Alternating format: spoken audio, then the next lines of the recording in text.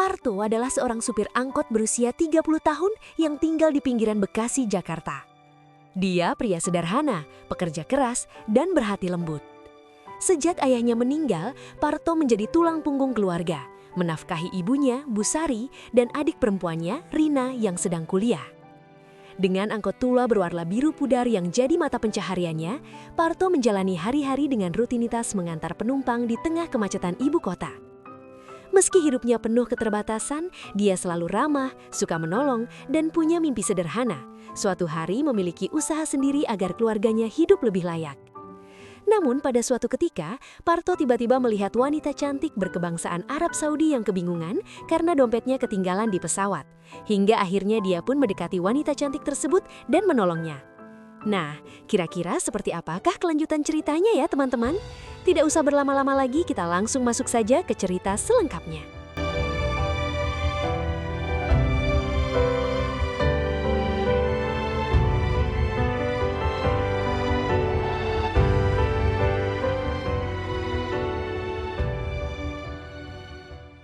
Sinar matahari siang hari itu seperti api yang menyala-nyala di atas langit Jakarta, membuat aspal jalanan memancarkan panas yang menyengat. Parto, seorang supir angkot berusia 30 tahun, menggenggam kemudi kendaraannya yang sudah usang dengan tangan yang penuh kapalan. Kendaraan itu, sebuah minibus biru pudar dengan tulisan rute yang hampir luntur, bergerak pelan di tengah kemacetan yang tak pernah berakhir.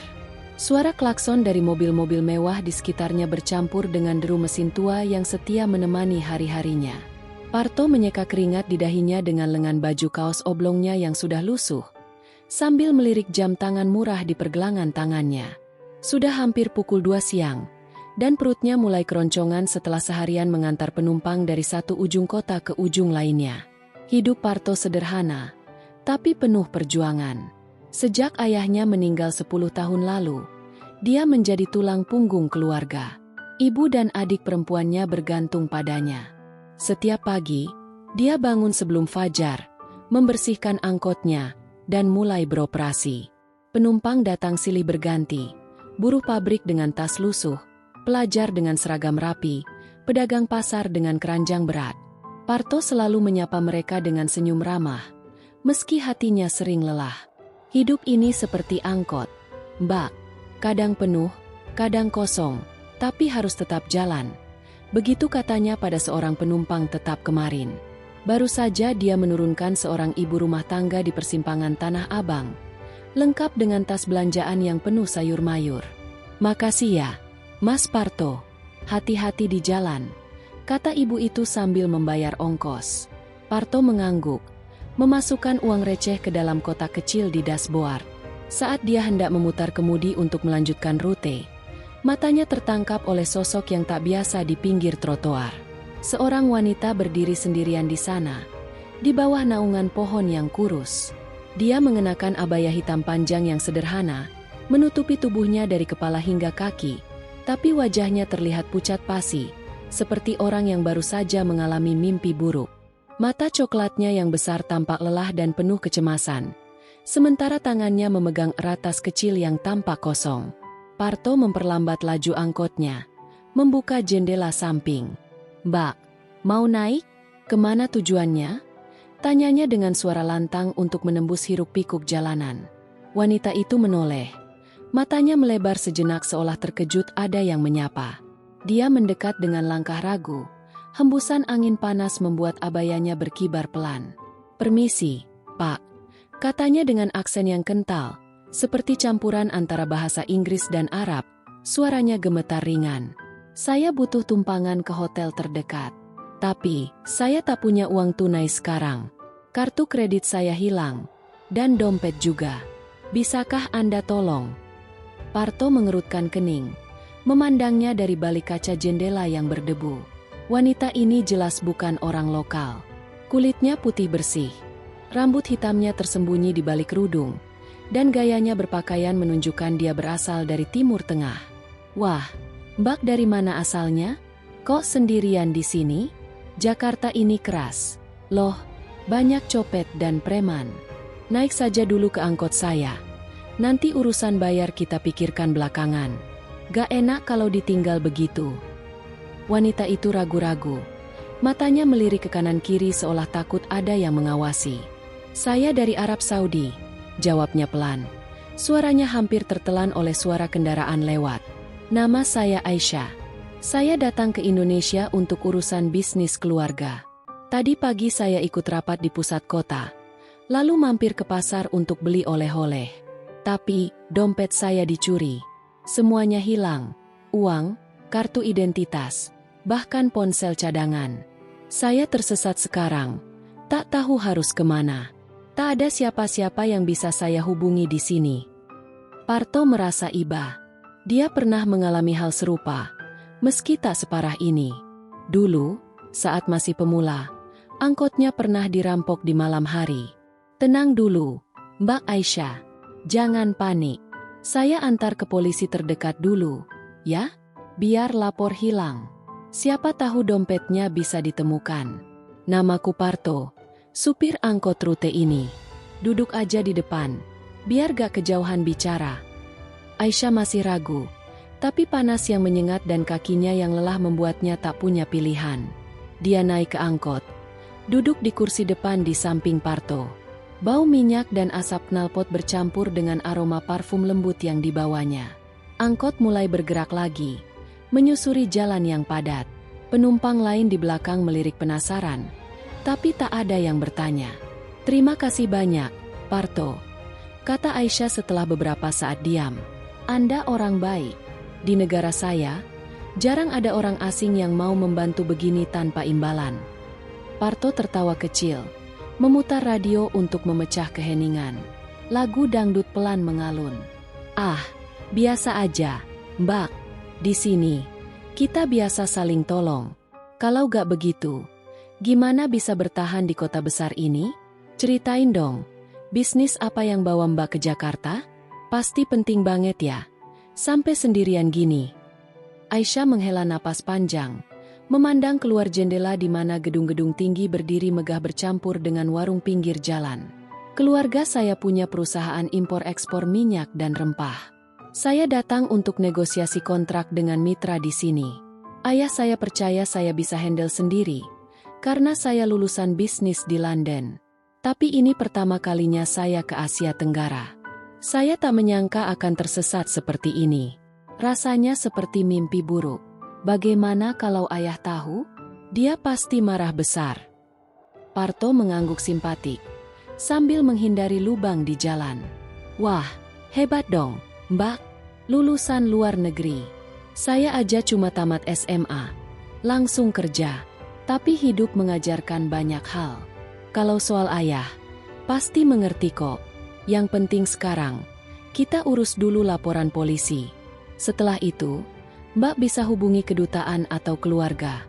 Ponsel saya bisa dipinjam kalau perlu." Aisyah tersenyum tipis untuk pertama kalinya. Wajahnya sedikit rileks. "Anda benar. Saya harus tenang. Tapi bagaimana dengan ongkosnya? Saya janji akan bayar kalau sudah dapat bantuan." "Jangan dipikirkan, Mbak. Ini gratis untuk hari ini. Anggap saja sedekah," jawab Parto sambil tersenyum lebar. "Lagian, jarang-jarang ada tamu dari Saudi. Ceritain dong tentang negara Mbak. Panasnya lebih dari Jakarta gak?" Aisyah tertawa kecil, suaranya seperti lonceng kecil. "Lebih panas lagi. Gurun pasir di mana-mana. Tapi kami punya AC di setiap tempat. Di sini, udaranya lembab, bikin lengket. Saya suka makanan Indonesia. Loh, tadi saya coba sate di pasar. Enak sekali." Percakapan mereka mengalir lancar, seolah mereka sudah kenal lama. Parto menceritakan tentang keluarganya, ibu yang jago masak, adik yang sedang kuliah. Aisyah berbagi tentang kehidupan di Riyadh, pesta keluarga yang mewah, tapi juga tekanan dari tradisi. Saat angkot mendekati kantor polisi, hati Aisyah mulai tenang. "Parto, kalau bukan karena Anda, saya tak tahu harus apa sekarang," katanya tulus. Parto memarkir angkot di depan gedung polisi yang ramai. "Sama-sama, Mbak. Ayo, kita masuk. Semoga semuanya lancar." Mereka turun bersama, melangkah ke dalam bangunan itu. Di luar, Matahari masih tinggi, tapi bagi Aisyah, hari itu tak lagi gelap. Pertemuan tak terduga ini, di tengah hiruk-pikuk Jakarta, menjadi awal dari sesuatu yang tak pernah dia bayangkan. Parto, dengan hati sederhananya, telah menjadi penyelamat tak disangka. Siapa sangka, kebaikan kecil bisa mengubah nasib seseorang? Langit Jakarta sudah gelap gulita ketika Parto dan Aisyah keluar dari kantor polisi kecil di kawasan Senen. Laporan kehilangan sudah dibuat. Petugas mencatat semua detail dengan sabar, tapi jawaban yang mereka dapat hanya satu. Prosesnya bisa lama, Bu. Dompet yang dicuri jarang kembali utuh. Hubungi kedutaan besok pagi, biar dapat surat keterangan sementara. Aisyah memegang salinan laporan itu dengan tangan gemetar. Wajahnya yang tadi sempat agak cerah kini kembali muram. Sekarang bagaimana? Hotel saya di Sudirman, tapi tanpa identitas dan kartu kredit. Mereka pasti menolak. Saya bahkan tak punya uang untuk taksi. Parto melirik jam di ponselnya. Sudah pukul 8 malam. Hujan mulai turun deras. Petir menyambar di kejauhan, membuat jalanan licin dan genangan air munah di mana-mana. Angkotnya masih diparkir di seberang, tapi penumpang terakhir sudah turun semua. Mbak Aisyah, malam sudah larut. Hujan deras begini. Lebih baik kita cari tempat berteduh dulu, makan malam, terus pikirkan langkah selanjutnya. Aisyah mengangguk lemah. Baiklah, saya ikut saja. Tak ada pilihan lain. Mereka berlari kecil menyeberang jalan, masuk ke angkot yang sudah kosong. Parto menyalakan mesin. Wiper bergerak cepat membersihkan kaca depan yang buram. Ada warung makan dekat sini yang enak. Saya sering makan malam di sana kalau shift malam. Mie tek-tek sama sate kambingnya mantap. Sepanjang perjalanan, Aisyah diam memandang keluar jendela. Cahaya lampu neon dan kendaraan yang berlalu lalang memantul di matanya yang berkaca-kaca. Parto, maaf sekali merepotkan Anda terus. Anda seharusnya sudah pulang ke rumah. Istirahat. Parto menggeleng sambil tersenyum. Gak repot kok, Mbak. Lagian, kalau saya biarkan Mbak sendirian malam-malam begini, ibu saya pasti marah kalau tahu. Beliau selalu bilang, tolong orang susah itu wajib. Tuh. Warung yang dimaksud Parto adalah tenda sederhana di pinggir jalan raya, dengan lampu neon kuning yang berkedip-kedip. Meja-meja plastik penuh sesak dengan pelanggan, sopir taksi, pedagang kaki lima, dan beberapa karyawan kantor yang lembur. Bau harum sate dan kaldu mie menyeruak begitu mereka turun dari angkot. Mas Parto, lama gak mampir. Sapa Pak Jaja, pemilik warung, sambil membalik sate di atas bara. Ini siapa temennya? Cantik sekali. Parto tertawa. Tamu dari jauh. Pak, Mbak Aisyah dari Arab Saudi. Hari ini apes. Dompetnya kecopetan. Pak Jaja langsung bersimpati. Ya ampun, kasihan. Duduk sini. Gratis makan malamnya. Anggap saja sambutan dari orang Jakarta. Aisyah tersipu, tapi matanya menghangat. Terima kasih banyak. Pak, saya belum pernah merasakan kebaikan seperti ini dari orang tak dikenal. Mereka duduk di meja pojok. Parto memesan 2 porsi mie tek-tek spesial, sate kambing 10 tusuk, dan teh manis hangat. Saat makanan datang, Aisyah ragu-ragu mencoba mie dengan garpu. Dia tak terbiasa dengan sumpit atau tangan langsung. Parto mengajarinya cara memakannya dengan sendok. Coba deh, Mbak, tarik minyak pelan. Jangan putus. Terus campur sama telur dan sayurnya, ujar Parto sambil mendemonstrasikan. Aisyah mencoba, lalu matanya melebar. Enak sekali. Pedasnya pas. Gurih. Di Riyadh, kami punya makanan pedas juga. Tapi ini beda. Mereka makan sambil berbincang. Hujan semakin deras. Suara air deras di atap tenda seperti irama drum. Aisyah mulai membuka cerita lebih dalam. Saya sebenarnya tak suka traveling sendirian. Ayah yang memaksa. Katanya biar saya belajar mandiri. Tapi hari ini, rasanya dunia runtuh. Semua dokumen hilang. Tak ada uang. Tak ada ponsel untuk hubungi siapapun. Saya takut sekali tadi di pasar. Orang-orang berebut. Saya terseret arus. Lalu sadar dompet sudah tak ada. Parto mendengarkan serius. Sesekali menyodorkan tisu saat Aisyah hampir menangis. Mbak kuat kok. Lihat, sekarang sudah aman. Besok pagi saya antar ke kedutaan Saudi di Kuningan. Saya tahu lokasinya. Sering lewat sana. Mereka pasti bantu urus dokumen sementara. Tapi, malam ini saya harus menginap di mana? Tanya Aisyah pelan. Suaranya hampir hilang di antara deru hujan. Parto diam sejenak, memandang piring kosong di depannya. Rumah saya di pinggiran Bekasi. Gak terlalu jauh dari sini. Cukup sederhana. Tapi ada kamar kosong. Ibu saya pasti senang ada tamu. Beliau suka masak untuk orang lain. Kalau Mbak mau, nginap di sana dulu 1 malam. Aman kok. Ada adik perempuan saya juga di rumah. Aisyah menatapnya lama, mencari tanda-tanda kebohongan atau niat buruk. Tapi yang dia lihat hanya ketulusan di mata Parto yang hitam pekat itu. Anda yakin tidak merepotkan? Saya takut keluarga Anda terganggu. Gak akan, Mbak. Malah ibu saya bakal senang punya teman cerita. Beliau suka tanya-tanya tentang negara lain. Jawab Parto mantap. Setelah membayar, Parto bersikeras bayar meski Pak Jaja menawarkan gratis. Aisyah dan Parto kembali ke angkot. Hujan masih deras. Jalanan banjir di beberapa titik. Parto mengemudi hati-hati. Sesekali melirik Aisyah yang duduk diam di sampingnya. Parto, kenapa Anda begini baik pada saya? Kami baru kenal beberapa jam. Tanya Aisyah tiba-tiba. Parto tersenyum tipis. Entah kenapa, Mbak, mungkin karena saya tahu rasanya susah di negeri orang. Dulu, waktu ayah saya sakit, kami hampir kehilangan segalanya. Banyak orang baik yang bantu kami. Jadi, kalau bisa balas kebaikan itu ke orang lain, kenapa tidak? Rumah Parto adalah rumah kecil 1 lantai di kampung padat di Bekasi. Pagar besi sederhana, halaman kecil dengan pot bunga milik ibunya. Lampu teras menyala kuning hangat. Begitu angkot masuk halaman, pintu rumah terbuka. Seorang wanita parubaya dengan kebaya sederhana dan jilbab tipis berlari kecil sambil memayungi diri dengan koran. Parto, lama sekali pulangnya. Ibu khawatir, hujan deras begini. Serunya, lalu matanya beralih ke Aisyah yang turun dari angkot. Ini siapa, tuh? Ibu, ini Mbak Aisyah dari Arab Saudi. Hari ini apes, dompetnya kecopetan. Malam ini belum ada tempat nginap.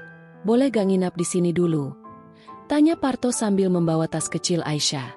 Ibu Parto, yang dipanggil Bu Sari, langsung membuka pintu lebar-lebar. Ya Tuhan, kasihan sekali.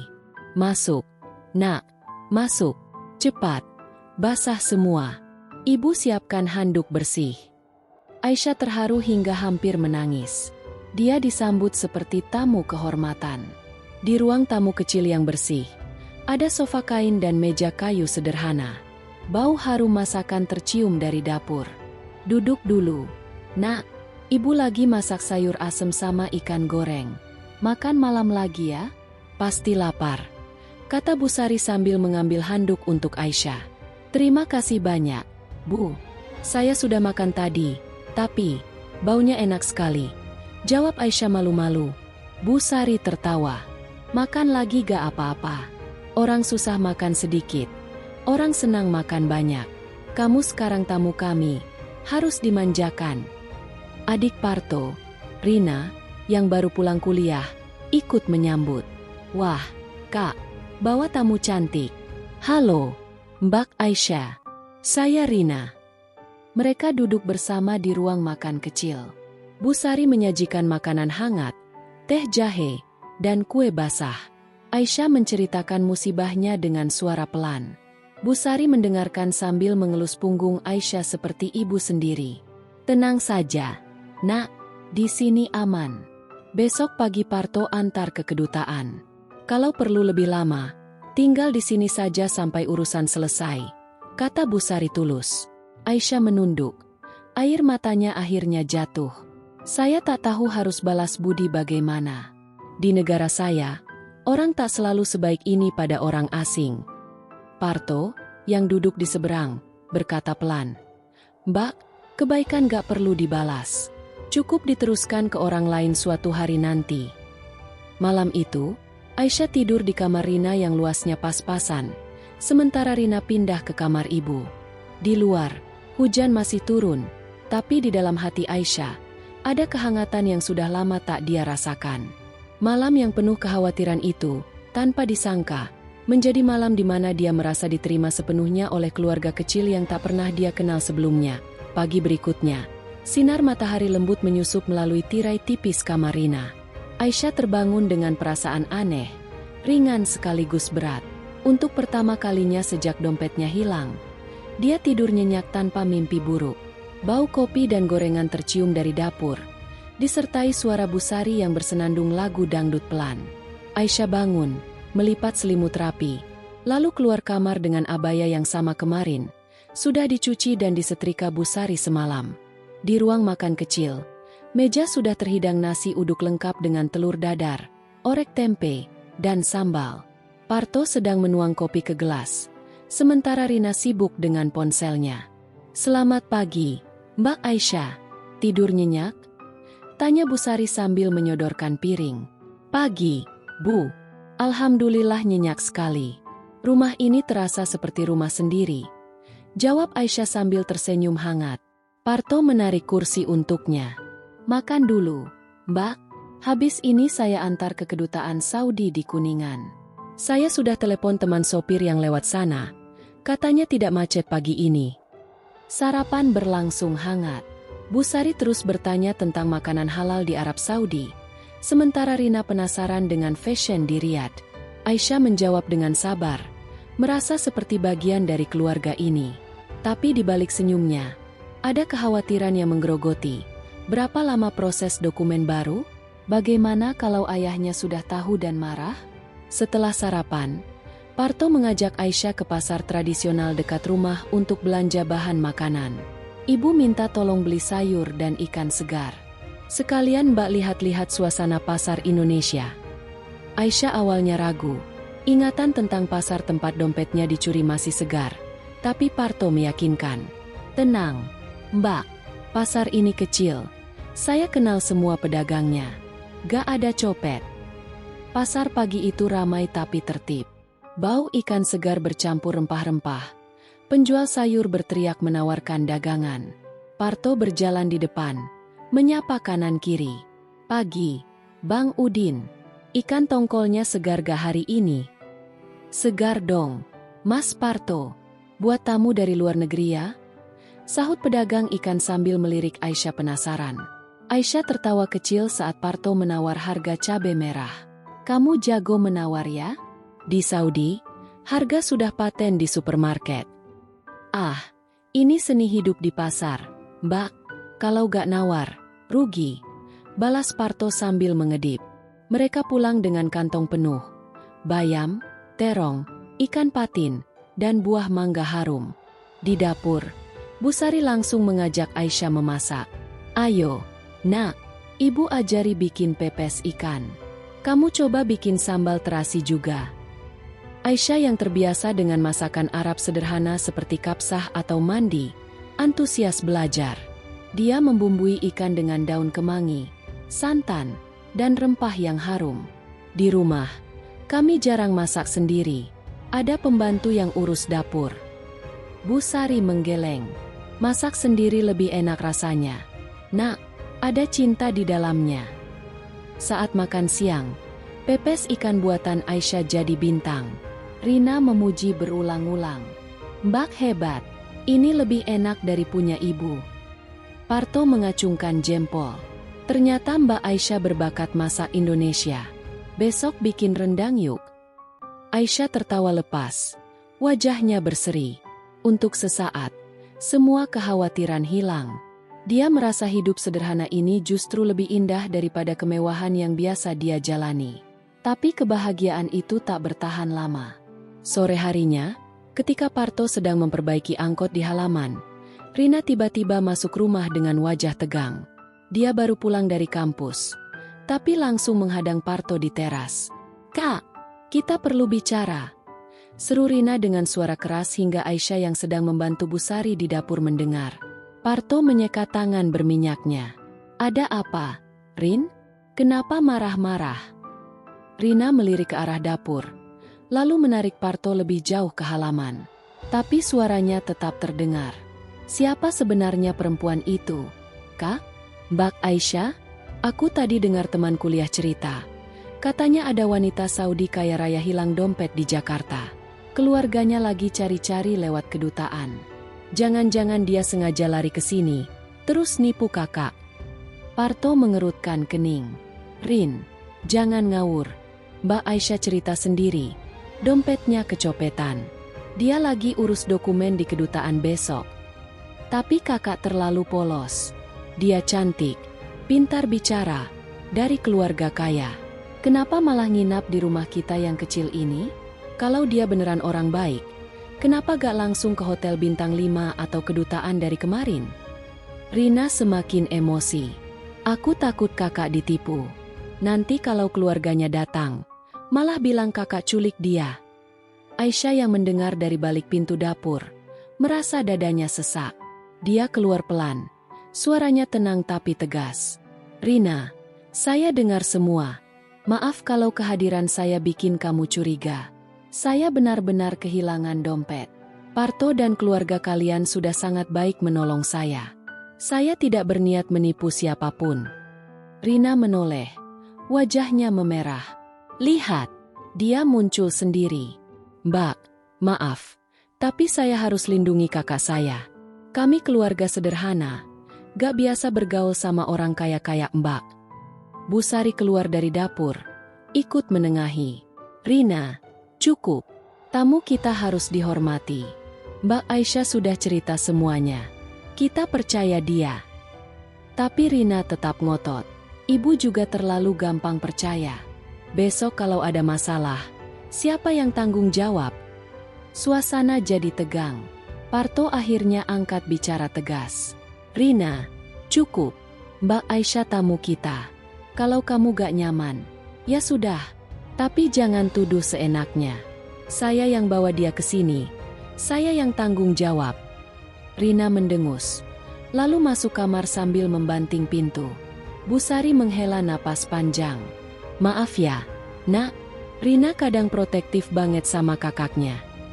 Aisyah tersenyum paksa. Tidak apa-apa, Bu. Saya mengerti. Mungkin memang terlihat aneh.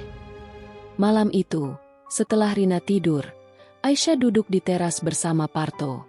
Langit cerah berbintang, suara jangkrik riuh. Aisyah memeluk lututnya sendiri. Parto, mungkin Rina ada benarnya. Saya seharusnya tidak merepotkan kalian terlalu lama. Besok setelah ke kedutaan, saya cari hotel yang murah.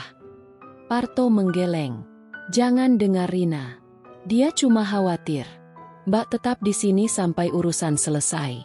Lagian, saya senang ada Mbak di rumah. Lebih ramai. Aisyah menatapnya lama, lalu menghela napas dalam. Ada yang belum saya ceritakan, Parto. Sebenarnya, saya ke Indonesia bukan hanya untuk bisnis.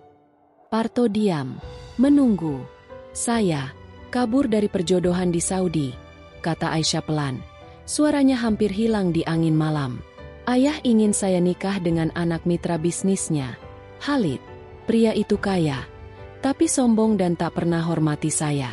Saya tolak berkali-kali, tapi ayah bilang itu demi keluarga. Akhirnya saya minta ikut negosiasi kontrak ini sebagai alasan untuk pergi sementara. Saya berharap bisa cari cara supaya perjodohan itu batal. Parto terdiam lama, mencerna. Berat sekali ya, Mbak, tapi kamu berani banget. Gak banyak orang bisa lawan tradisi keluarga demi hati sendiri. Aisyah menunduk. Saya takut ayah tahu saya di sini, di rumah orang biasa. Beliau pasti marah besar. Mungkin malah kirim orang untuk jemput paksa. Parto memandang bintang-bintang. Kalau itu terjadi, saya akan bantu Mbak. Tapi saya cuma supir angkot. Gak punya kuasa apa-apa. Aisyah tersenyum tipis. Matanya berkaca. Kamu sudah beri lebih dari kuasa, Parto. Kamu beri kebaikan dan kebebasan yang tak pernah saya rasakan di rumah megah saya. Mereka diam dalam keheningan yang nyaman. Di dalam rumah, Rina mengintip dari balik tirai kamarnya. Hatinya mulai goyah melihat kakaknya yang biasanya cuek kini begitu perhatian. Konflik keluarga dan rahasia besar Aisyah baru saja terbuka. Tapi entah kenapa, ikatan antara mereka semua justru semakin dalam di malam itu. Hari-hari berlalu seperti angin sepoi yang membawa perubahan perlahan. Proses pengurusan dokumen di kedutaan Saudi ternyata lebih rumit dari dugaan. Butuh waktu hampir 2 minggu untuk mendapatkan paspor sementara dan surat keterangan yang memungkinkan Aisyah tetap berada di Indonesia tanpa masalah imigrasi. Ayahnya sudah dihubungi, tapi Aisyah meminta agar keluarga tak mengirim orang untuk menjemputnya dulu. "Saya baik-baik saja di sini.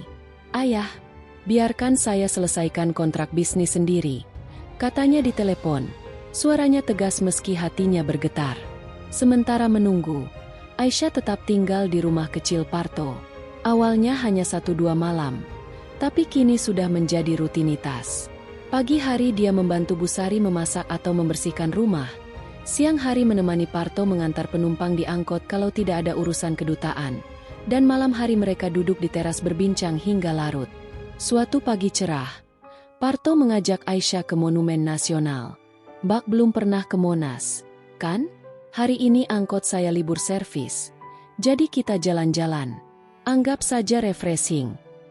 Aisyah ragu sejenak. "Bolehkah? Saya takut merepotkan lagi." "Justru Mbak yang sudah repot bantu ibu di rumah. Ini gantian saya ajak keluar," jawab Parto sambil tersenyum lebar. Mereka naik angkot kosong milik Parto menuju pusat kota. Jakarta pagi itu ramai tapi indah. Gedung-gedung tinggi berkilau di bawah matahari. Di Monas, mereka naik ke puncak Tugu. Angin sepoi menyapa wajah mereka. "Lihat, Mbak, dari sini Jakarta kelihatan luas sekali. Padat, ramai, tapi penuh kehidupan," kata Parto sambil menunjuk ke arah horizon. Aisyah memandang jauh. Matanya berbinar. "Cantik. Di Riyadh, kami punya menara-menara tinggi juga. Tapi pemandangannya gurun dan kota modern. Di sini, hijau banyak, meski di tengah kota." Mereka turun, lalu duduk di taman sekitar Monas, makan es krim keliling yang dibeli Parto. Aisyah menceritakan mimpi-mimpinya. "Dulu saya ingin jadi desainer busana. Saya suka gambar abaya modern yang nyaman tapi tetap sopan. Tapi ayah bilang itu bukan karir serius untuk anak keluarga kami." Parto mendengarkan serius. "Mimpi itu penting, Mbak. Saya sendiri dari kecil ingin punya bengkel sendiri atau usaha angkutan yang lebih besar. Bukan selamanya jadi supir angkot orang lain. Tapi ya, modal susah." Aisyah menatapnya lama. "Kamu punya hati besar, Parto. Banyak pria di lingkungan saya yang sudah kaya sejak lahir, tapi tak punya semangat seperti kamu. Mereka hanya menghabiskan uang warisan." Parto tersipu, menggaruk kepala.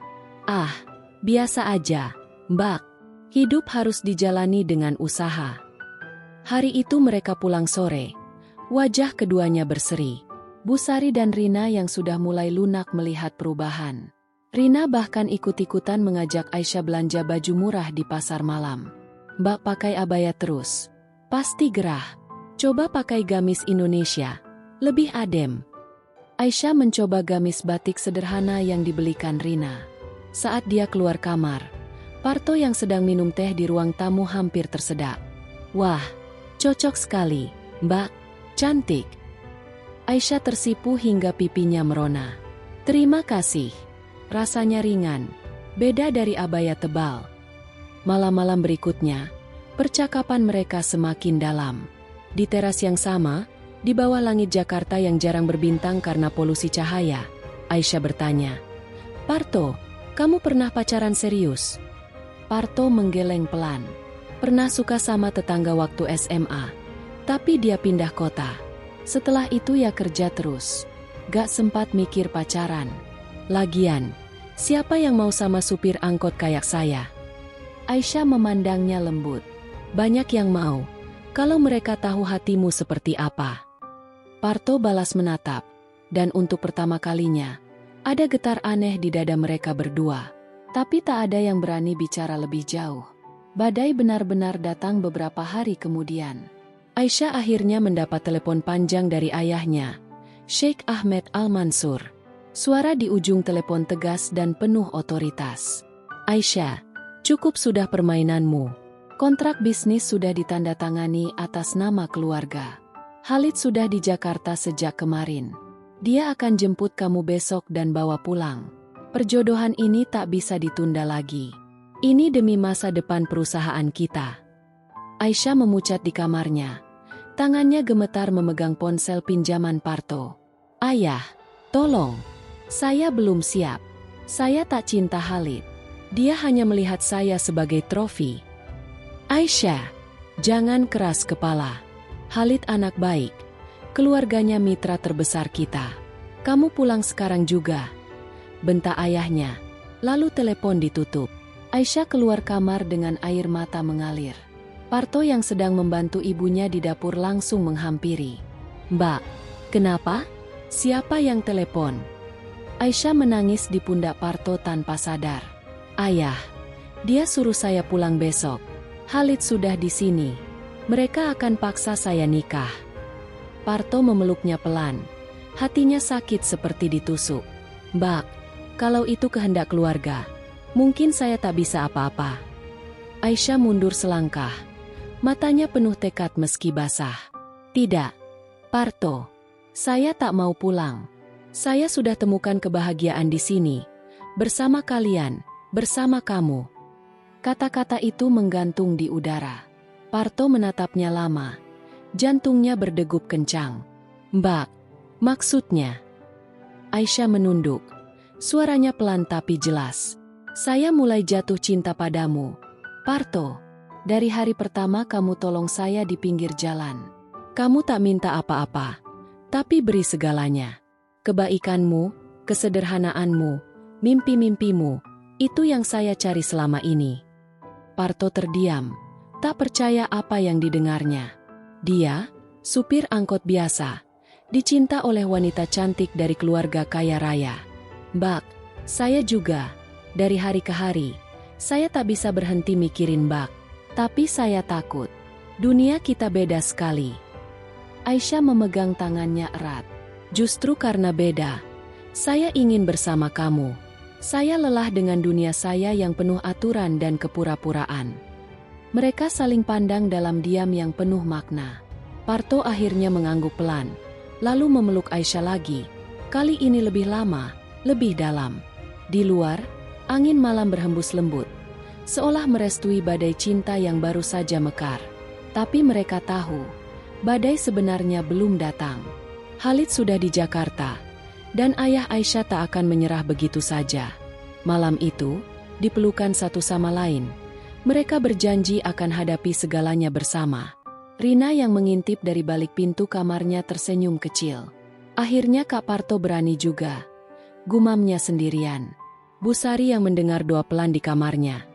Ya Tuhan, kalau ini jodoh mereka, mudahkanlah jalannya. Badai cinta telah datang, membawa harapan sekaligus ujian besar. Tapi bagi Parto dan Aisyah, saat ini cukup. Mereka sudah saling menemukan di tengah ribuan orang di kota besar ini. Pagi itu dimulai dengan biasa saja. Matahari Jakarta sudah naik tinggi. Sinar menyusup melalui celah-celah jendela rumah kecil Parto. Aisyah sedang membantu Bu Sari menyiapkan sarapan, telur mata sapi, roti bakar, dan teh manis panas. Rina sudah berangkat kuliah lebih awal, sementara Parto membersihkan angkotnya di halaman, bersiap untuk trayek pagi. Parto, sarapan dulu, nanti telurnya dingin. Panggil Bu Sari dari dapur. Parto masuk sambil menyeka keringat. Sebentar, Bu, angkotnya lagi rewel remnya. Aisyah tersenyum kecil saat melihat Parto. Sejak pengakuan malam itu, hubungan mereka berubah jadi lebih manis. Sentuhan tangan sekilas, pandangan lama, dan senyum yang tak perlu kata-kata. Tapi mereka sepakat menjaga batas di depan Bu Sari dan Rina sampai urusan Aisyah dengan keluarganya selesai.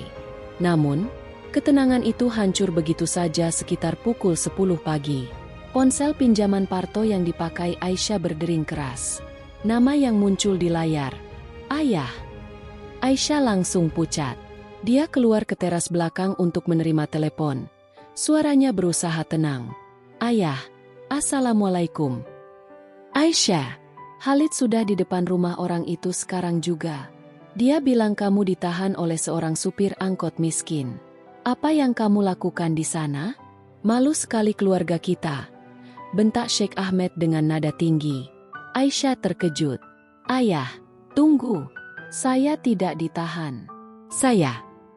Telepon diputus. Tak sampai 5 menit kemudian, suara mobil mewah terdengar di depan rumah. Pintu pagar kecil diketuk keras. Parto yang sedang di halaman langsung mendekat.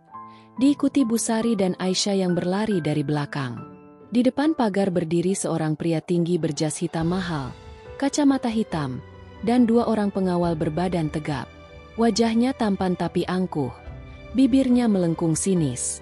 Itu Khalid bin Faisal, mantan tunangan Aisyah. "Aisyah!" serunya lantang saat melihat wajah Aisyah di balik pagar. "Akhirnya ketemu juga. Ayahmu sudah cerita semuanya.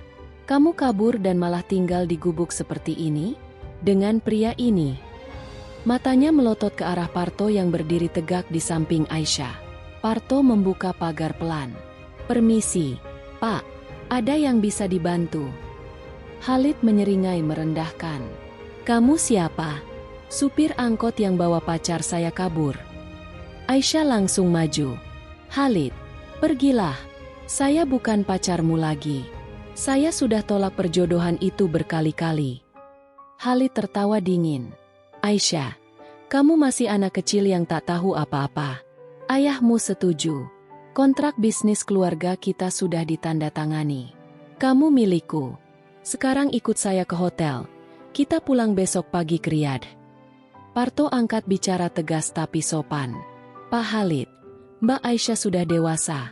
Dia bilang tidak mau. Hormati keputusannya." Khalid melirik Parto dari atas hingga bawah. Kaos oblong lusuh, celana jeans usang, sandal jepit. "Kamu berani bicara sama saya?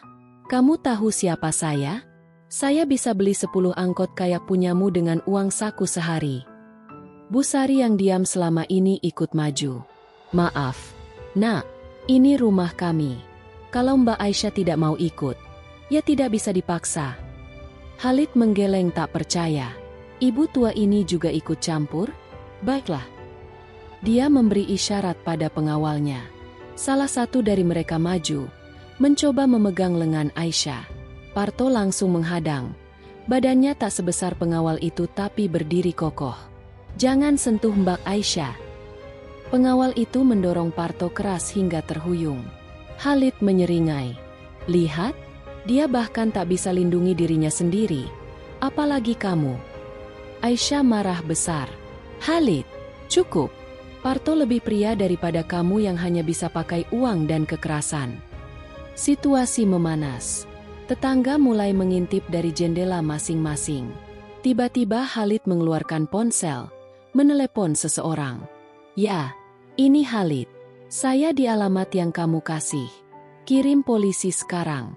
Bilang ada penculikan wanita Saudi oleh warga lokal." Parto dan Aisyah saling pandang kaget. Busari langsung panik. "Ya Tuhan, jangan sampai begitu." Tak lama, 2 mobil patroli polisi datang. Khalid langsung melapor dengan dramatis. Aisyah diculik, ditahan di rumah ini, tak boleh keluar. Dia tunjukkan paspornya, kartu kedutaan, dan bukti telepon dari ayah Aisyah. Polisi mendengarkan, lalu meminta keterangan Aisyah. "Bu, apa benar Anda diculik?" Aisyah menggeleng keras. "Tidak, Pak. Saya di sini atas kemauan sendiri. Parto menolong saya saat dompet saya dicuri. Saya tinggal di sini karena tak punya tempat lain. Khalid ini mantan tunangan yang saya tolak." Polisi bingung. Khalid terus mendesak. Tunjukkan pesan dari ayah Aisyah yang memintanya menjemput. Paksa kalau perlu. Akhirnya polisi memutuskan membawa Parto ke kantor untuk keterangan lebih lanjut. "Kami harus selidiki. Mas, ikut kami dulu." Parto tak melawan. Dia hanya memandang Aisyah lembut. "Tenang, Mbak. Saya gak takut. Yang benar akan menang." Saat Parto digiring ke mobil polisi, Khalid menyeringai puas. Itu baru permulaan. Kamu akan lihat akibatnya main-main dengan keluarga Al-Mansur.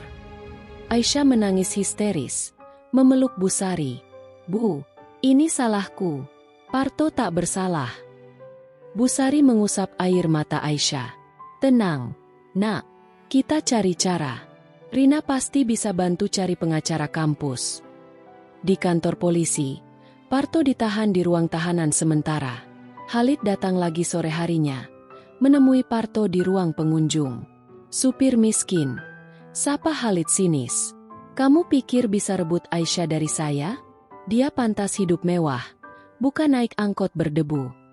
Parto menatapnya tenang. Cinta bukan soal uang, Pak. Mbak Aisyah sudah pilih sendiri. Khalid mendekat. Suaranya rendah mengancam. Besok pagi Aisyah akan pulang ke Saudi bersamaku. Kalau kamu masih ganggu, saya pastikan angkotmu dirampas, rumahmu digusur. Saya punya koneksi di sini. Parto tak goyah. Silakan coba. Saya tak takut kehilangan harta. Tapi saya tak akan biarkan Mbak Aisyah dipaksa. Khalid pergi dengan wajah merah padam. Malam itu, Aisyah tak bisa tidur. Dia duduk di kamar, memandang foto Parto dan keluarganya di dinding. Bu Sari masuk membawa teh hangat. Nak, kamu harus kuat. Parto orang baik. Tuhan tak akan diamkan ini. Aisyah menangis di pangkuan Bu Sari. Bu, kalau Parto kenapa-kenapa gara-gara saya tak akan maafkan diri sendiri. Bu Sari mengelus rambut Aisyah. Cinta memang ujian, nak, tapi kalau benar, pasti ada jalan. Keesokan paginya, Aisyah nekat pergi ke hotel tempat Khalid menginap, sebuah hotel bintang 5 di Sudirman. Dia masuk lobi dengan gamis batik sederhana, tapi tekadnya membara. Khalid terkejut melihatnya sendirian. Aisyah, akhirnya sadar juga. Aisyah berdiri tegak. Khalid, cabut laporanmu. Lepaskan Parto. Kalau tidak, saya akan ke kedutaan sendiri dan ceritakan semua. Bagaimana kamu paksa saya, ancam keluarga kecil yang menolong saya. Khalid tertawa. Kamu tak punya bukti. Aisyah mengeluarkan ponsel pinjaman, tunjukkan rekaman suara ancaman Khalid kemarin di kantor polisi. Dia diam-diam rekam saat menjenguk Parto. Ini cukup, kan? Wajah Khalid berubah. Kamu berani sekali. Saya belajar berani dari Parto, jawab Aisyah dingin. Dia lebih baik dari kamu 1000 kali. Kamu hanya tahu pakai uang dan kekuasaan. Parto pakai hati. Khalid diam lama, lalu menghela napas. Baiklah, saya cabut laporan. Tapi ayahmu tetap ingin kamu pulang. Aisyah menggeleng. Itu urusan saya dengan ayah. Bukan urusanmu lagi. Parto dibebaskan sore itu. Saat dia pulang, Aisyah sudah menunggu di teras. Mereka berpelukan erat di depan Bu Sari yang tersenyum haru. Parto, maafkan saya, bisik Aisyah. Parto mengusap air matanya. Mbak, kamu yang selamatkan saya hari ini. Kamu berani sekali. Mereka tahu ujian belum selesai. Ayah Aisyah masih menjadi rintangan besar. Tapi setelah pengkhianatan dan tekanan Khalid, ikatan mereka justru semakin kuat. Cinta mereka telah diuji api, dan ternyata tak mudah padam. Setelah Parto dibebaskan dari tahanan polisi, rumah kecil di Bekasi itu kembali hangat, tapi suasana tetap tegang. Khalid memang mencabut laporannya, tapi ancamannya masih menggantung seperti awan hitam. Ayah Aisyah akan datang sendiri ke Indonesia dalam beberapa hari untuk menyelesaikan masalah ini dengan cara keluarga. Aisyah tak bisa tidur nyenyak. Setiap malam dia duduk di teras, memandang langit gelap Jakarta yang jarang berbintang, memegang ponsel pinjaman Parto erat-erat seolah takut telepon dari ayahnya datang lagi. Parto selalu menemani, duduk di sampingnya tanpa banyak bicara, hanya sesekali menyentuh punggung tangannya untuk beri kekuatan. Parto, bisik Aisyah suatu malam. Suaranya serak karena menangis diam-diam. Ayah saya orang keras. Kalau dia sudah datang, dia tak akan dengar penjelasan. Dia akan paksa saya pulang, mungkin bahkan kawal langsung ke bandara. Parto menarik napas dalam. Mbak, kita cari jalan. Kamu sudah dewasa. Hukum Indonesia lindungi kamu. Kalau perlu, kita ke pengadilan atau ke kedutaan lagi. Bilang kamu tak mau dipaksa nikah. Aisyah tersenyum tipis, tapi matanya penuh keraguan. Ayah punya pengaruh besar. Uangnya bisa bicara di mana-mana. Parto memegang kedua tangan Aisyah erat. Tapi cinta kita juga bisa bicara, Mbak. Dan kebaikan ibu, Rina, tetangga-tetangga, kita gak sendirian. Keesokan harinya, Parto mengambil keputusan berani. Mbak, kita pergi dulu dari rumah ini beberapa hari, ke tempat yang ayahmu tak tahu. Biar kita punya waktu berpikir tenang. Aisyah mengangguk. Kemana? Anyer, pantai di Banten. Saya pernah ke sana sama teman-teman sopir waktu mudik kecil. Ada penginapan murah di pinggir pantai. Udara segar, ombak tenang. Mungkin di sana kita bisa cari solusi. Bu Sari setuju. Pergilah kalian. Ibu jaga rumah sama Rina. Kalau ada yang cari, ibu bilang kalian keluar kota urus dokumen. Rina, yang kini sudah sepenuhnya mendukung kakaknya, memeluk Aisyah. Hati-hati ya. Mbak, Kak Parto orang baik, tapi kadang keras kepala. Jangan biarkan dia nekat sendirian. Mereka berangkat sore itu dengan angkot Parto yang sudah diisi bensin penuh. Perjalanan 3 jam terasa panjang, tapi penuh percakapan. Parto menceritakan masa kecilnya di kampung, bagaimana dia belajar nyetir angkot sejak remaja untuk bantu ayahnya yang sakit. Aisyah balik bercerita tentang ibunya yang meninggal saat dia kecil. Bagaimana ayahnya jadi pelindung sekaligus penjaga yang terlalu ketat. Saat matahari terbenam, mereka tiba di Anyer. Langit jingga memantul di permukaan laut yang tenang. Angin laut membawa aroma garam dan ikan bakar. Parto memesan kamar sederhana di penginapan kayu pinggir pantai. 2 kamar terpisah, tentu saja. Malam pertama di Anyer, mereka berjalan di pasir putih yang masih hangat. Ombak kecil menyapa kaki mereka. Aisyah melepas sandal, membiarkan air laut membasahi telapak kakinya. Di sini damai sekali, katanya pelan. Di Riyadh, kami punya pantai juga, tapi selalu ramai yat dan pesta. Tak pernah begini sepi dan alami. Parto tersenyum. Saya suka pantai karena di sini semua masalah kayak ikut tersapu ombak. Besok pagi kita bangun awal. Lihat sunrise ya. Mereka duduk di atas tikar anyaman yang disewa dari warung, memesan kelapa muda dan ikan bakar. Bintang-bintang mulai bermunculan, lebih banyak daripada di Jakarta. Aisyah bersandar di bahu Parto. Parto, kalau akhirnya saya harus pilih, keluarga atau kamu, saya tak tahu bisa kuat atau tidak. Parto memeluk pundaknya pelan. Mbak, saya tak minta kamu pilih antara saya dan keluarga. Saya ingin kamu bahagia, apapun itu. Kalau harus lepas kamu, saya akan ikhlas, meski hati saya hancur. Aisyah menoleh, matanya berkaca. Jangan bicara begitu. Saya sudah pilih kamu.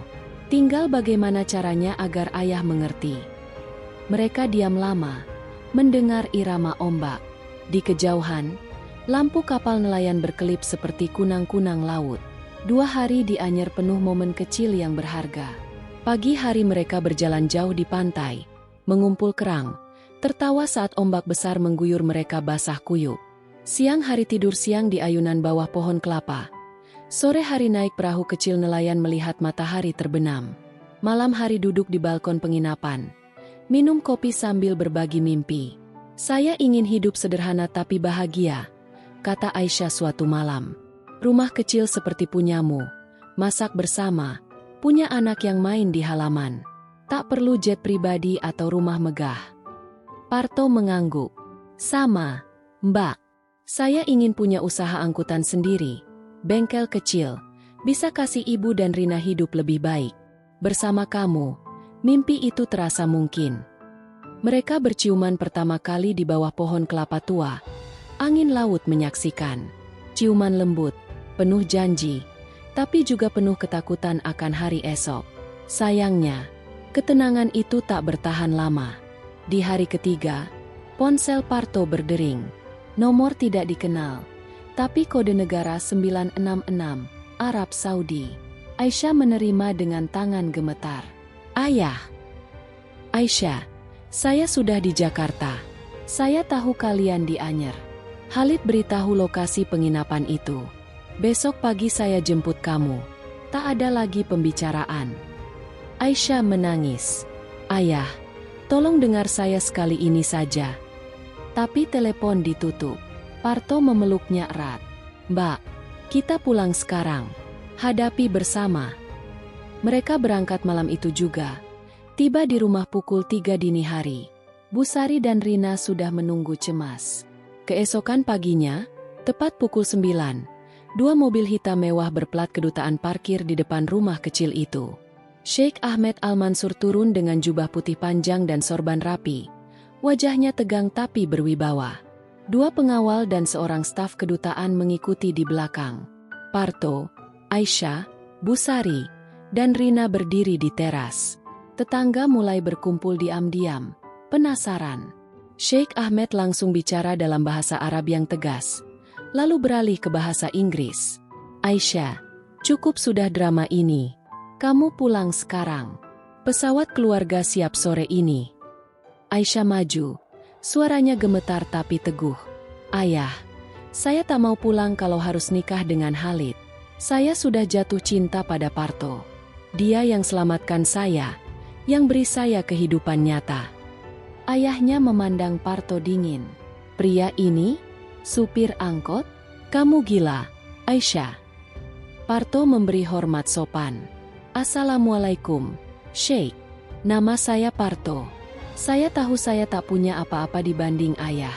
Tapi saya cinta putri ayah dengan tulus. Saya janji akan jaga dan bahagiakan dia seumur hidup. Sheikh Ahmed tertawa sinis. Dengan apa? Rumah kecil ini? Mobil tua itu? Busari tak tahan lagi. Dia maju. Suaranya lantang meski tubuhnya kecil. Maaf, Tuan. Rumah kecil ini penuh cinta. Anak saya besar tanpa ayah. Tapi dia jadi pria bertanggung jawab. Dia tak pernah minta apa-apa dari Mbak Aisyah. Malah beri segalanya. Kalau Tuan lihat hati anak saya, Tuan akan tahu dia lebih kaya dari siapapun. Rina ikut bicara. Paman, Mbak Aisyah bahagia di sini. Dia masak sama ibu, ketawa sama kami. Jangan paksa dia balik ke hidup yang dia tak mau. Sheikh Ahmed diam lama, memandang satu persatu. Lalu dia bertanya pada Aisyah, benarkah kamu bahagia di sini, Nak? Aisyah menangis. Ya, Ayah. Untuk pertama kalinya saya merasa bebas, dicintai apa adanya. Sheikh Ahmed menghela napas panjang. Dia duduk di kursi teras yang disodorkan Busari, meminta teh. Percakapan panjang dimulai. Parto cerita bagaimana dia tolong Aisyah, bagaimana mereka saling jatuh cinta pelan-pelan. Busari cerita tentang kebaikan yang diajarkan almarhum suaminya. Rina tunjukkan foto-foto Aisyah tertawa di dapur, di pasar, di Monas. Sheikh Ahmed mendengar tanpa banyak komentar. Wajahnya perlahan melunak. Akhirnya dia berkata, kalau ini yang kamu mau, Aisyah, ayah restui. Tapi pria ini harus buktikan diri. Saya akan beri modal usaha, tapi dia harus kelola sendiri. Kalau berhasil dalam 2 tahun, kalian boleh nikah. Kalau gagal, kamu pulang. Parto menatap Aisyah, lalu mengangguk tegas. Saya terima tantangannya, Sheikh. Terima kasih sudah beri kesempatan. Sheikh Ahmed berdiri, memeluk Aisyah lama. Ayah hanya ingin kamu bahagia. Nak, kalau dia bisa buat kamu bahagia, ayah tak akan halangi lagi. Malam itu, setelah rombongan Sheikh Ahmed pergi, rumah kecil itu penuh harapan baru. Parto dan Aisyah duduk di teras lagi, memandang langit yang kini terasa lebih cerah. Kita akan buktikan pada ayahmu, Mbak, kata Parto lembut. Aisyah bersandar di dadanya. Bersama kamu, saya yakin kita bisa apa saja. Perjuangan mereka belum selesai, tapi kini ada cahaya di ujung jalan. Cinta mereka telah melewati badai terberat, dan harapan kini tumbuh subur di hati masing-masing. Beberapa bulan berlalu secepat angin musim kemarau. Modal yang diberikan Sheikh Ahmed Al-Mansur, jumlah yang bagi Parto terasa seperti mimpi, digunakan dengan hati-hati dan penuh perhitungan. Parto tak langsung membeli mobil-mobil mewah atau membuka usaha besar yang megah. Dia memulai dari yang kecil, tapi pasti. Dengan saran Aisyah yang berlatar belakang pendidikan bisnis, Parto membeli 3 unit angkot baru yang lebih nyaman, melengkapinya dengan AC dan Wi-Fi gratis, hal yang jarang ada di angkutan umum Jakarta. Dia merekrut sopir-sopir muda yang rajin, memberi gaji layak dan bonus kehadiran. Tak lupa, dia membuka bengkel kecil di belakang rumah yang sudah direnovasi sedikit demi sedikit. Nama usahanya sederhana, Angkutan Parto Sejahtera. Sheikh Ahmed menerima laporan bulanan dari Aisyah, dan setiap kali angka keuntungan naik stabil, wajahnya di video call sedikit lebih rileks. "Kamu mulai membuktikan diri, Parto," katanya suatu hari. Nada suaranya tak lagi dingin. Aisyah sendiri tak tinggal diam. Dia membuka butik kecil daring yang menjual gamis dan abaya modern dengan sentuhan batik Indonesia. Namanya Aisyah Batik Arabia. Desain-desainnya laris di kalangan wanita muda Jakarta dan bahkan diekspor ke Arab Saudi lewat koneksi ayahnya. Keuntungannya dia gunakan untuk membantu biaya kuliah Rina dan renovasi rumah Busari. Hari yang ditunggu-tunggu akhirnya tiba, hari pernikahan. Pernikahan digelar sederhana tapi meriah, sesuai keinginan kedua mempelai. Bukan di hotel bintang 5 atau gedung mewah, tapi di halaman rumah Parto yang sudah diperluas dengan tenda besar berwarna putih dan emas. Campuran budaya Indonesia dan Arab terasa di mana-mana. Pagar rumah dihias janur kuning dan lampion-lampion merah khas pernikahan Jawa, sementara di pintu masuk terpajang kaligrafi Arab besar bertuliskan, "Masyaallah, Barakallah," dalam cahaya lampu neon lembut. Meja-meja tamu ditata dengan taplak batik, tapi hidangannya campuran, nasi kebuli, rendang, kambing guling, sate, gulai, dan aneka kue khas Saudi seperti lukaimat dan ma'amo yang dibuat sendiri oleh Busari dengan resep dari Aisyah. Musik gambus bercampur dangdut koplo mengalun pelan dari sound system, membuat suasana hidup tapi tetap sopan. Tamu datang dari berbagai kalangan. Sopir-sopir angkot teman Parto dengan seragam terbaik mereka, tetangga kampung yang sudah menganggap Aisyah seperti anak sendiri, teman kuliah Rina, rekan bisnis Aisyah dari Jakarta, hingga rombongan kecil dari Arab Saudi yang dipimpin langsung oleh Sheikh Ahmed. Aisyah berdiri di kamar yang sudah dihias indah, mengenakan gaun pengantin putih modern yang dia desain sendiri. Atasannya abaya style dengan sulaman emas halus, bawahan rok lebar dari kain songket Palembang yang mengalir lembut. Kerudungnya panjang, dihias kristal Swarovski kecil yang berkilau saat terkena cahaya.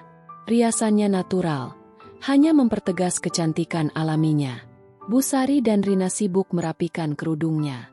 "Cantik sekali kamu, Nak," kata Busari dengan mata berkaca, seperti bidadari turun dari langit. Rina memeluknya erat. "Mbak, akhirnya hari ini tiba." Kak Parto dari pagi sudah gelisah, bolak-balik cek jasnya. Aisyah tertawa pelan, tapi air matanya ikut jatuh. "Bu, Rina, terima kasih sudah terima saya seperti keluarga sendiri. Tanpa kalian, saya tak akan ada di sini hari ini." Prosesi akad nikah digelar hikmat di ruang tengah rumah yang sudah disulap jadi tempat ijab kabul. Parto duduk di pelaminan sederhana, mengenakan beskap hitam dengan songkok tinggi, wajahnya tegang tapi penuh bahagia. Di sampingnya, Sheikh Ahmed duduk sebagai wali, mengenakan jubah putih kebesarannya. Saat penghulu bertanya, "Parto bin Soeharto, terima nikah dan kawinnya Aisyah binti Ahmed Al-Mansur dengan mas kawin tersebut, tunai?" Parto menjawab lantang, suaranya tak goyah sedikit pun. "Saya terima nikah dan kawinnya Aisyah binti Ahmed Al-Mansur dengan mas kawin tersebut, tunai." "Sah!" seru penghulu dan para saksi serentak. Tamu bersorak pelan. Wanita-wanita menangis haru. Aisyah yang menunggu di kamar langsung dipeluk Busari dan Rina. Mereka berjalan bersama menuju pelaminan, diiringi syalawat badar yang dinyanyikan tamu. Saat Aisyah duduk di samping Parto, mereka saling pandang lama. Parto memegang tangan Aisyah pelan di bawah kain penutup. "Parto, terima kasih telah menyelamatkan aku hari itu di pinggir jalan," bisik Aisyah. Suaranya hampir hilang di antara sorak tamu. Parto tersenyum, matanya berkaca. "Dan terima kasih telah memilihku, istriku. Dari hari pertama aku lihat Mbak berdiri sendirian, aku sudah tahu hidupku akan berubah." Sheikh Ahmed mendekat setelah akad, memeluk putrinya lama, lalu menjabat tangan Parto erat. "Nak, mulai hari ini kamu bagian dari keluarga kami. Jaga Aisyah baik-baik. Kalau dia menangis, aku akan datang sendiri ke sini." Parto tertawa kecil. "Insya Allah, Ayah. Saya janji Aisyah akan selalu tersenyum." Malam resepsi berlangsung meriah. Tamu menikmati hidangan. Anak-anak kampung bermain di halaman. Para sopir angkot Parto bernyanyi dangdut di panggung kecil. Khalid tak datang. Dia sudah mengirim ucapan selamat lewat pesan singkat beberapa minggu sebelumnya. Tanda dia akhirnya ikhlas. Rina jadi pembawa acara dadakan. Sesekali menggoda kakaknya. Kak Parto yang biasanya cuek, sekarang tiap hari senyum-senyum sendiri kalau lihat Mbak Aisyah. Tamu tertawa. Bu Sari sibuk melayani rombongan Saudi. Bangga bisa bicara bahasa Arab sederhana yang dia pelajari dari Aisyah. Saat malam semakin larut, Parto dan Aisyah mencuri waktu berdua di teras belakang, tempat mereka dulu sering berbincang hingga pagi. Kini teras itu sudah lebih luas, dengan ayunan kayu baru. Parto memeluk Aisyah dari belakang. "Ingat malam-malam kita di sini? Mbak takut ayah datang. Aku cuma bisa pegang tanganmu dan bilang, 'Tenang.'" Aisyah bersandar di dadanya.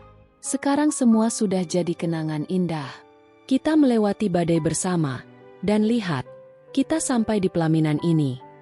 Parto mencium keningnya lembut. "Ini baru awal, sayang.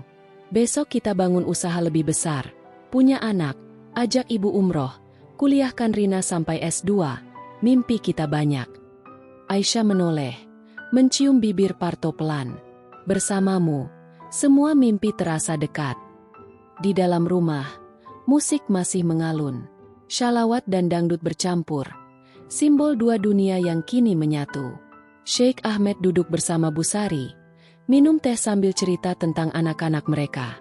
Dua orang tua dari latar belakang berbeda, tapi kini diikat oleh cinta anak-anak mereka. Khalid mungkin sudah melupakan. Dunia Jakarta terus berputar ramai. Tapi di halaman kecil rumah pinggiran Bekasi itu, sebuah cerita cinta sederhana telah berakhir manis di pelaminan. Kebaikan kecil Parto hari itu di pinggir jalan telah membawa keajaiban besar. Seorang wanita cantik dari gurun pasir menemukan rumah sejatinya di pelukan supir angkot yang berhati emas. Malam itu, bintang-bintang Jakarta seolah bersinar lebih terang. Dan di hati Parto serta Aisyah, kebahagiaan mengalir tak terbendung. Bukti bahwa cinta sejati tak mengenal kasta, tak takut badai, dan selalu menemukan jalan pulang.